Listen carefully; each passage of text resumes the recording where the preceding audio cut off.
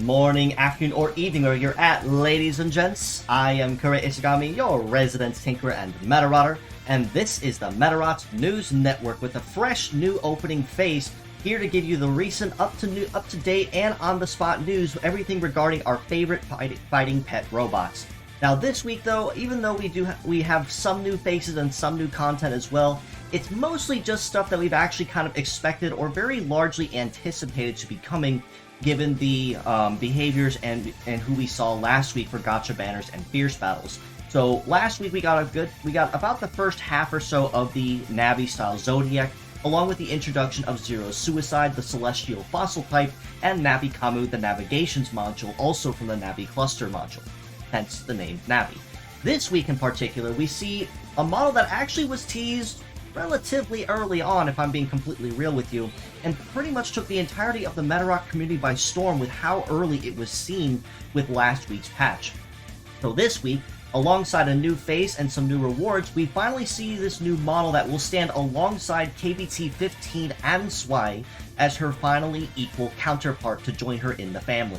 That being said, let's go ahead and jump right into what was announced for this week, starting of course with the Gacha Banners, and boy are there quite a few of those this week.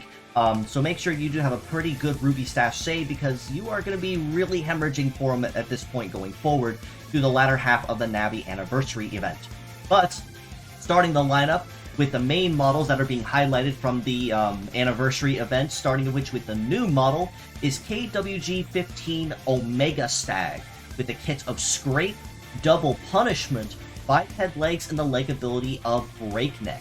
Now, Scrape is a skill that we've only seen once before, and that was on the collab model Urdanade from the Rockman Battle Network collaboration. So this will be the first ever instance of it on a non-collab model.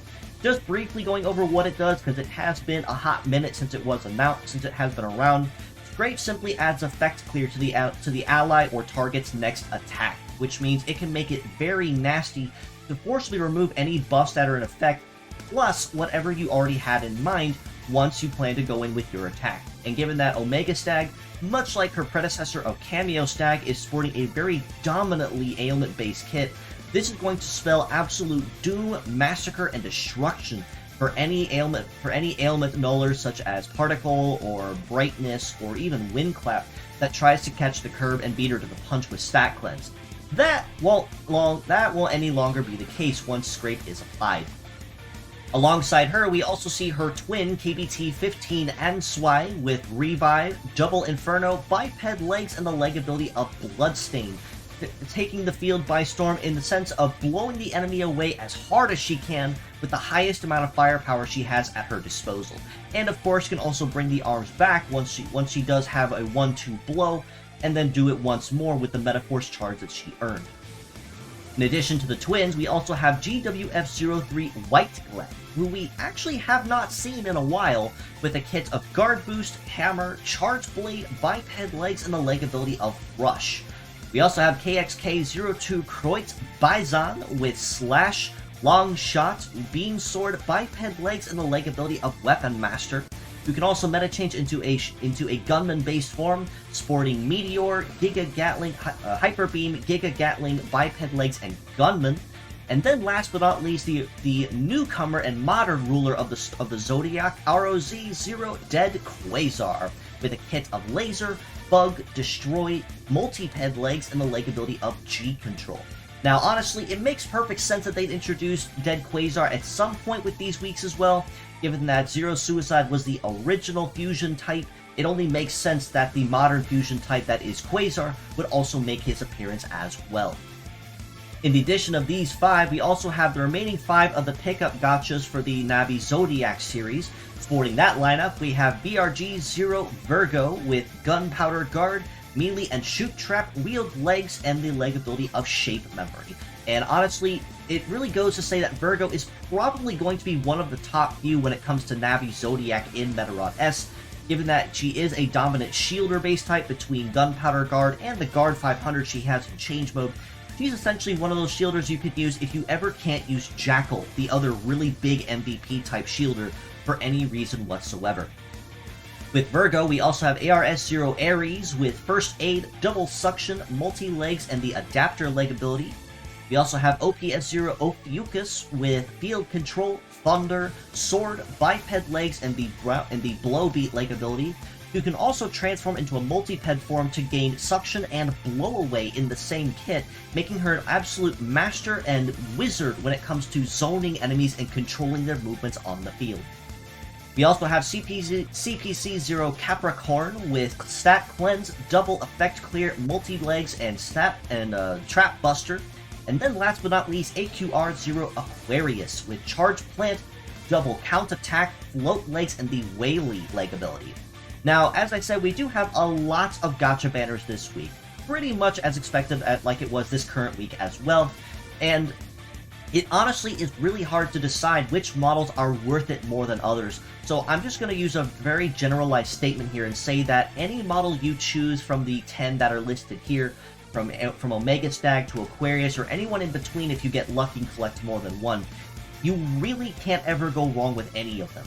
Croix Bison in particular will be a fantastic addition to any team that you put him on, given his wonderful and very diverse mastery in both close range and melee and long range combat, as a model that can fit a lot of roles very easily. The same can be said for any of Navi's Zodiac, or any of the other highlighted models that are mentioned, primarily going towards this week's gacha banners. With the Fierce Battles, we are also rounding out the final models of the other half of Navi's Zodiac that we were missing, and starting that lineup, we have GMN-0 Gemini with Optic Guard, Wave, Hold, Wheeled Legs, and the leg ability also of Adapter, and SGT-0 Sagittarius with Suction, Defense Seal, Evade Seal, Flight Legs, and the Hidden leg ability, which gives him an extra head used for every unfilled heavy slot.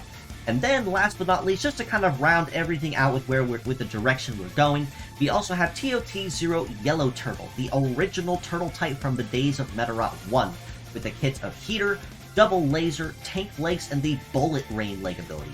Now, much like it is with the gacha banners, it was honestly really hard to decide which one of these models is one of the really big ones to focus on or farm for, given that all of them have something that can be used to varying degrees of versatility.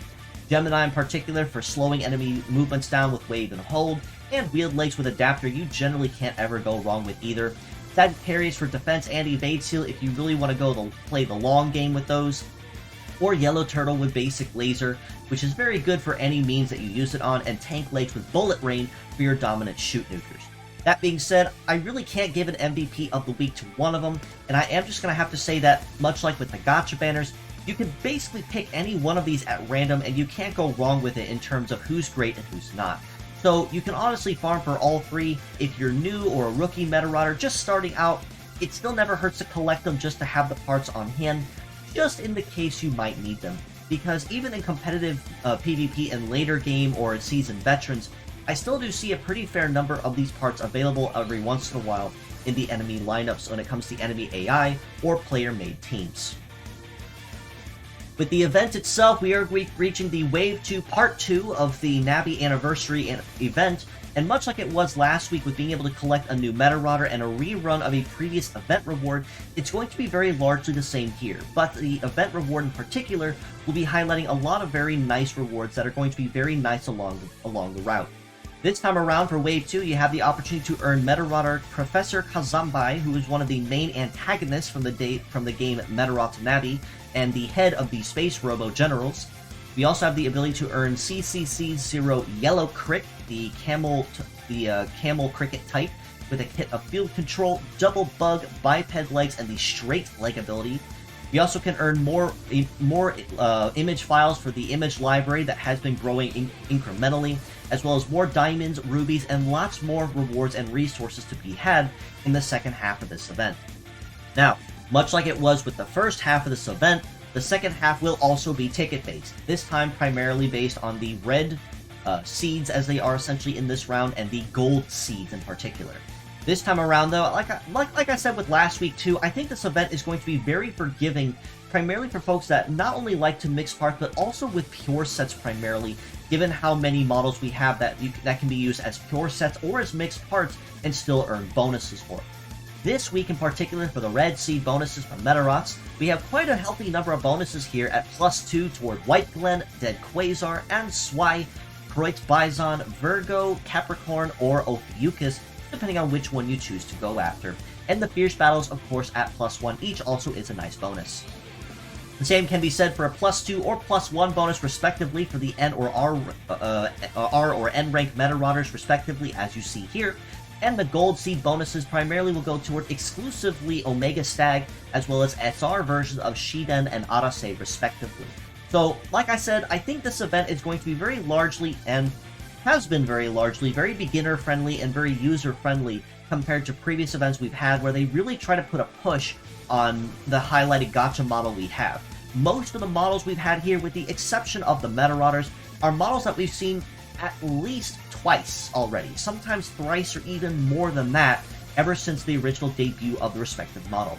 White Glen in particular has been around for a good couple years now at least, so he's a model that, if you have collected him the first time, is one that you can pretty much put right on the team as is and really can't go wrong with using. Same can be said, like I said, for any of these other models, with the exception of Omega Stag being the new face, going forward with the event. Lastly, there is another reason why Dead Quasar was being highlighted, not just for the fact that we got Zero Suicide through this previous week, but Dead Quasar will also be finally getting the tune-up treatment as the second boss type, third boss type, third boss type, behind Primary Baby and Spinag, that will be getting the tune-up treatment. I'm sorry about that, folks, I had to think about that for a minute before I corrected myself. But a lot of Dead Quasar's bonuses do focus around making him just a little bit better rounded as the wide-range utility type that he is, between Laser, Bug, and Destroy, and he actually was one of the first boss types and one of the first models, if I recall correctly, that I actually did grade as a 10 out of 10 must-have for parts across the board as mixed parts. And even as a pure set 2, he's a model you really can't go wrong with using for a multitude of reasons. But I will save those comments from my regraded breakdown of him so you guys can catch that in more detail. On the community front, we are still always looking for translators to assist us with any translation efforts or endeavors that we have ongoing. Right now, Medarot 3 is the current really big push that we have right now, as it is a little between 86 and 88% completed, if I recall correctly. Medarot 4 is still undergoing a lot of early decompilation, so still far too early to tell what has been done on that, but we still would love to work on other projects such as Medarots 5 and Navi, or even maybe, if we do feel like it later, Medarot 2 or Shingata, or even the later or more modern titles in the mainline series. But we really can't do that if we don't have the manpower to do it. So if you are knowledgeable in coding or cleaning or Japanese and have some time on your hands, we are more than appreciative of any efforts that you'd be willing to provide, or if you spread word for us, that also works. And I actually have not mentioned it in previous weeks, it did kind of fall off the radar, but if you do find yourself unable to assist with any of these matters, but you want to donate to the cause, there is a link to Variance Coffee down below where you can donate to it and help amass funds or crowd funds so that we can also commission for a lot of translations to be done on our behest, so that we don't have to worry as much about the bulk that has been currently plaguing on us. But again, reach out to me or join our Discord in the link provided below. Ask around and we'll get you in touch with the right people to fill you in on what has been done and what still needs done up to this point. For the weekly art highlights here on the MNN, it honestly goes to show I can't celebrate a Navi week without celebrating and honoring the original penultimate boss. Once again, that is Zero Suicide, the Celestial Fossil type. By this piece here, Twitter user Ramoon Atubu. Wonderful, wonderful work here, especially giving a nod to the original colors and design. I'm not 100% sure what they were thinking with redesigning Zero Suicide with a more crimson kind of filter I see, with a lot more reds than there are the neon green that is on the original colors. But I'm not complaining because it is still nice to see our original model make a return all the same. But it would be nice to actually see that neon green if they ever go back and retune the model or remake it, just to kind of give it that nod back to the original design. And then this one here by my good friend, Twitter user Mecha Desperado, Mecha Des for short. He actually came to me recently in the previous weeks asking if she could 3D print the 3D model that I made for her that she uses in her streams. And it honestly was super easy, not really hard. And I was honestly super happy to see that even a low poly model like that printed really, really nicely. And then I couldn't help but facepalm when I saw the first thing she did upon becoming real is flip the world off. As you as you see here. But none the same, all the same, she's been having a lot of fun with that model. It came out really nicely after it was filed down and sanded and painted. Wonderful work. I'm really happy how well it came out. But if you are looking for another sassy mecha tuber to follow, definitely give my friend Mechadesk a follow, and you most certainly will not be sorry for the chaos that does ensue from their streams. That being said, though, as always, I do appreciate you all for stopping by, just as you always do. And if you'd like to know more, you can follow us below on Facebook at the Medarot News Network page, or the Metabots Forever community on there that I do also manage and run, aside from my own channel, the Twitter, and also the Discord server when I get the chance. On topic of the Discord server, you can also join our Discord in the link provided below, and this will allow you to keep an even closer ear to the ground on the action. This includes any new merchandise, fan art, my weekly episodes, any updates, or anything else of the like. The Discord will be the first place you hear it before that news goes anywhere else across the net. That includes any other communities that I do run or manage, or even help have an eye in that have to do with Medarot. You can also reach out to me personally on Twitter at IsaGamiKura, so if you have any questions or feedback or comments, or would love just to stop in and say hello, I leave my DMs open for that very reason. So don't be a stranger, stop on in and say hello, and I'll definitely get back to you on that when I can. In addition to this, if you are a streamer, VTuber, or YouTuber and would love to collaborate with me sometime, that includes having me stop on your channel for a friendly chat or a game, or stopping in on mine as a guest host here on the MNN, I would absolutely love to coordinate with you. So reach out to me in those DMs if you are interested, and we can most certainly make something happen between coordinating schedules and my weekly episodes going forward. Lastly, these wonderful friends you certainly should need to, and I implore you give a follow to on Twitter as well. I did mention my friend Mechadesk as well, at Mechadesperado, for their wonderful streams, their chaotic nature, the fun they've been having with their new 3D printed IRL model, and just and the other Medarot content they do on their channels as well. And do also give Terry at EX a follow, who is actually the artist for Mechadesk's 2D model and the concept design. Does a lot of very nice art as well, not just Medarot related, but also in a very soft art style, which I really do find myself appreciating and very largely enjoying as well.